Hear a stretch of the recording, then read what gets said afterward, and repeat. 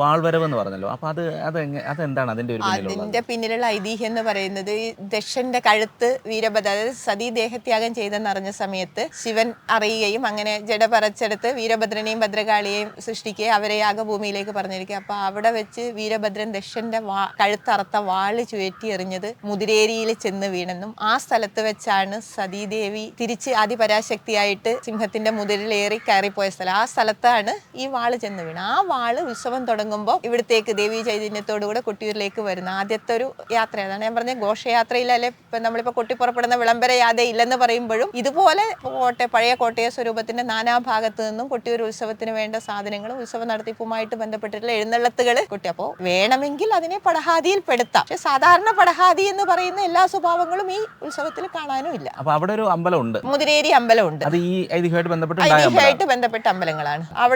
അവിടുത്തെ ജന്മശാന്തി ഒറ്റയ്ക്കാണ് ഏതാണ്ട് ഒരു 10-28 കിലോമീറ്റർ ദൂരം ഈ വാഴ എഴുന്നള്ളിച്ച് ഇപ്പോഴത്തെ പേരിയാച്ചുരം അല്ല പാൽച്ചുരം. പണ്ട് കാട്ടിലൂടെയായിരുന്നു വരും, ഇപ്പം പക്ഷെ പാൽച്ചുരത്തിലൂടെ ഇറങ്ങി നടന്നു ഒറ്റയ്ക്ക് മുതിരേരി അമ്പലത്തിൽ നിന്ന് ഉച്ചയ്ക്ക് ഒരു 10-11 മണിക്ക് പുറപ്പെടുകയും വൈകുന്നേരം സന്ധ്യയോടുകൂടെ ഇക്കരെ ക്ഷേത്രത്തിലെത്തുന്ന രീതിയിൽ പാൽച്ചുരം ഇറങ്ങിയിട്ടാണ്. ഇപ്പം അധികം റോഡാണ്, പണ്ട് കാനനപാതയായിരുന്നു.